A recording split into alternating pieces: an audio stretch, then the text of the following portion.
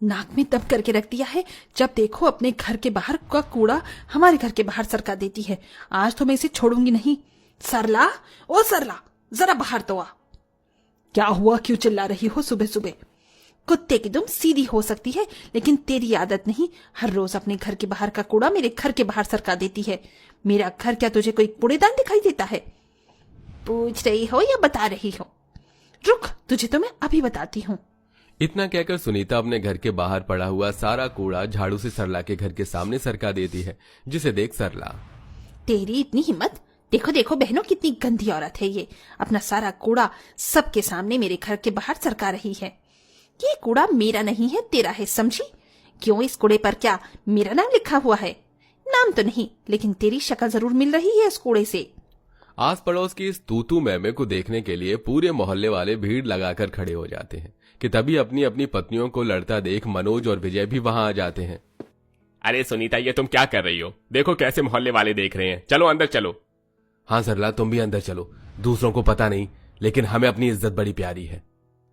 दूसरों से क्या मतलब है? दूसरों से क्या मतलब है तुम्हारा? हमें क्या शौक है हर रोज लड़ाई करने का? है, तभी तो भाभी जी मेरी पत्नी से रोज लड़ने के लिए आ जाती हैं। इन्हें तो हर रोज कोई ना कोई लड़ने का बहाना चाहिए होता है। कहा मनोज और विजय अपनी अपनी पत्नियों को चुप कराने के लिए आए थे और अब वो दोनों ही लड़ बैठते हैं।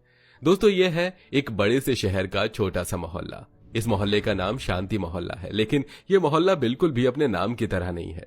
आए दिन किसी न किसी पड़ोसी की आपस में हर छोटी छोटी बातों को लेकर तू तू मैं शुरू हो जाती है, जिसका एक नजारा तो आपने सामने देख लिया। तो आइए इस कहानी में आगे बढ़ते हैं और बाकी पड़ोसियों की तू तू मैं भी देख लेते हैं। ये साड़ी बहन जी बिल्कुल फ्रेश माल है। इस बार सबसे पहले सीधा आपके मोहल्ले में आया हूँ। वैसे इस बार की साड़ियां हैं तो बड़ी सुंदर भैया। वो जरा गुलाबी वाली साड़ी तो दिखाना। ये लीजिए। अरे वाह, ये तो कितनी सुंदर लग रही है। भैया इसे पैक कर दीजिए। भैया ऐसी ही साड़ी एक मेरे लिए भी पैक कर दीजिए, मुझे भी ये बहुत पसंद आई है। लेकिन बहन जी, ये तो मेरे पास सिर्फ एक ही साड़ी बची है। तो कोई बात नहीं भैया, ये साड़ी आप मुझे दे दीजिए। एक मिनट, ऐसे कैसे दे दीजिए? ये साड़ी पहले मैंने पसंद की थी। पसंद ही तो की थी, कौन सा तुमने इसके पैसे दे दिए थे? भैया चुपचाप से साड़ी मेरे लिए पैक कीजिए और ये रखिए इसके पैसे। खबरदार भैया, जो आपने इससे पैसे लिए पहले मैंने पसंद की थी, तो ये साड़ी तो मैं ही लूंगी। माधवी को जो चीज एक बार पसंद आ जाती है तो वो उसे लेकर ही रहती है। भैया ये साड़ी 200 की है ना, तो मैं आपको इसके 300 देती हूँ।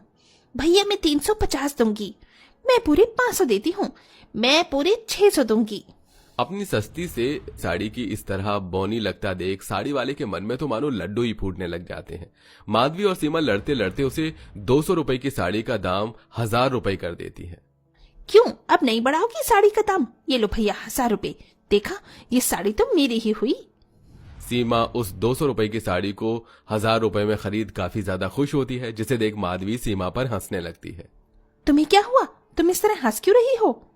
तुम्हारी बेवकूफी पर हंसू नहीं तो और क्या करूं? इस मामूली सी साड़ी को तुमने 1000 रुपए देकर खरीदा है और मुझे तो ये साड़ी खरीदनी ही नहीं थी।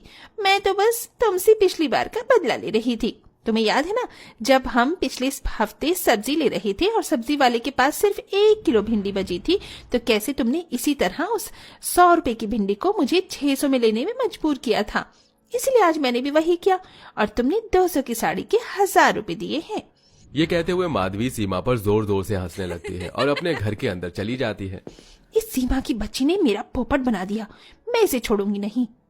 अब पछताए होत क्या, जब चिड़िया चुग गई खेत। समय गुजरता है और इसी तरह हर दिन इस शांति मोहल्ले में किसी न किसी की इसी तरह तू तू मैं होती रहती है। ऐसे ही एक दिन, आशु तू आउट हो गया है, चुपचाप से अपनी बाजी दे, वरना तू हमारे साथ नहीं खेलेगा। अरे मैं कहाँ आउट हुआ हूँ? तो